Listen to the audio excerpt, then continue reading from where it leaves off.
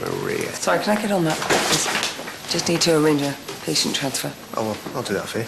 Should I run it past Mr. Griffin first? What? No.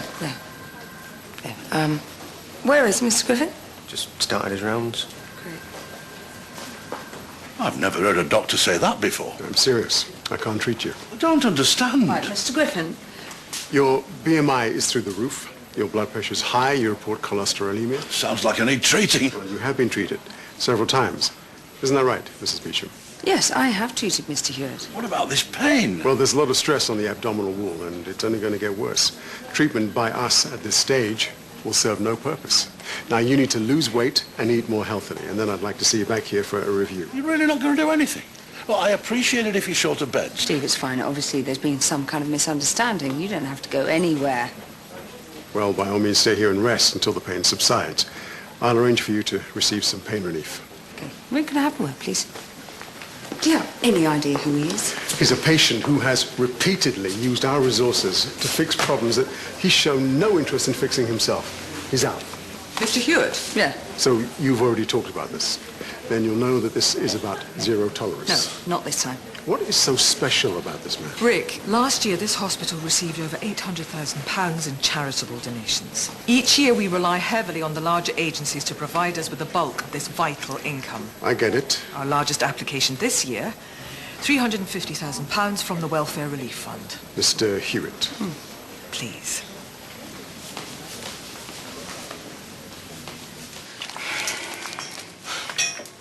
Oh, sorry. Maria, it's just possible you could save my life. This is your fault.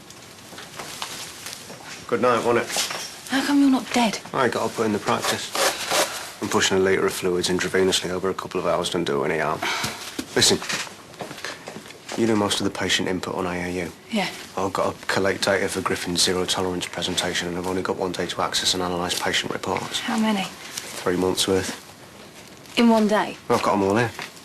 Well, why are you using hard copies? It's all on the system. Of course. Yeah, and you're really good on computers. I bet you could do it in no time. Oh, yeah, come on. No, I've got... Oh! Come on, I'll explain on the way. So what? Oh, hey! Sorry. Sorry. Apparently they had a big night. Donna was telling me she didn't get until 4.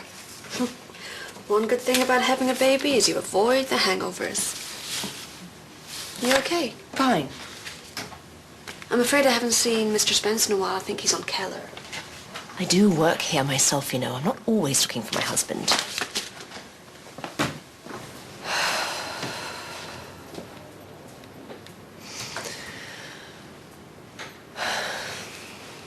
Your call has been forwarded to the mobile voicemail service. Maria, Mr. Cullen is still chasing those notes from Mrs. Gapwood. Oh! A word. Your call has been forwarded to the mobile voicemail. Oh, Mr. Cullen. It's a nice bag. Have you seen Maddie? No, and she was doing a meeting 10 minutes ago, so if you see her... Maddie, where the hell are you? In a linen cupboard. You... where? It's somewhere in IAU, I think. Oh, please, Tom. I can't get out. The man is dangerously overweight. He's a smoker. He's a drinker. Yes, I have been told. Zero tolerance was set up precisely to prevent this kind of patient from abusing the system. Abusing. He needs treating. He's not critical. Any surgical intervention will just be compromised by his excessive weight. The man is sitting on a ward in pain. I think it's our duty. It is not our duty. It is his duty. This man needs to change the way he lives his life. Do you know what? I wasn't trained to make moral judgments on my patients. I was trained to treat them. All right. Say I do treat him. What happens then? Oh. In a few weeks or a month's time, he'll be back, and you know it. Rick, no one is a greater supporter of zero tolerance than I am. This is not just about the hospital. It's about the patients. You said it yourself. If I can back the policy up with results, then I should dig my heels in. That is what you said, isn't it? I did, but you must see this as a delicate situation. His money isn't just a nice to have, it's vital. I'm sorry, Jane. I can't stand up in front of the trustees extolling the principles of zero tolerance and then not stick to them myself. I can't do it. I won't do it. I'm sorry. See what happens when you give a man a title? Stop packing. All right, I've spoken to the CEO. Could she have a word with Captain Marvel? She's on it. All right, Steve, you're still my patient, and I'm responsible for your care. He doesn't seem to see it that way. Well, Mr. Griffin has political agenda.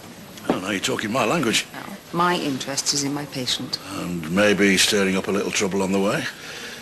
Rick Griffin's director of surgery, right? Currently, director of surgery, yes. It looks to me like he's playing the long game. Are you sure you got your tactics right, Connie?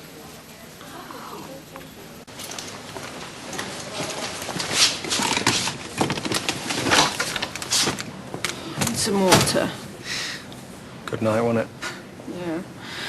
I'm a mess. I think bed air quite suits you. Yeah, don't fret me, Tom. I'm far too hungover. And I lost my bag. Oh, what time is it?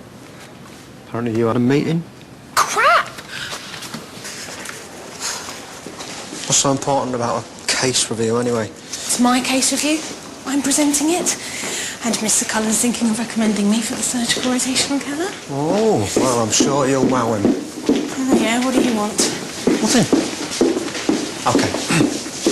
I need to get on Lyndon's computer. I hear he's done a breakdown of how zero tolerance has affected AAU. How long's he going to be in the review?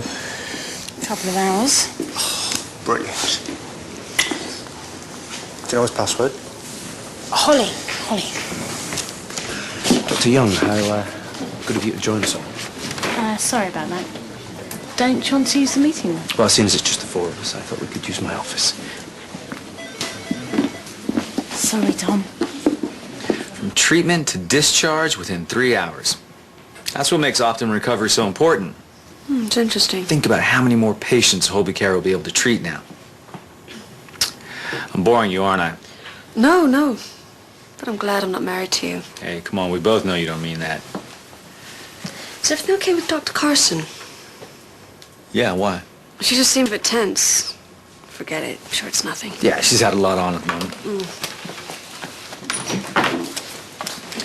Hi. Hey. So I saw Mr. Maxwell's been put down for a same day. Yeah, he's on board for the trial. Oh, that wouldn't be the reason for your phone call this morning, would it? Maybe. And your interest is? How cool was I about the whole Julia thing? Come on, you owe me big time. Okay, but look, it is a big undertaking. If this works, it's going to be an extensive program. It means a lot of theater time with me and Annalise. Yeah, but I want more theater time. Okay, and I'm glad you're sticking with it, but do you think you can handle that? Yeah. All right, I'll see what I can do. Thank you. At least I'll keep Annalise off my back. Why? Because she suggested you.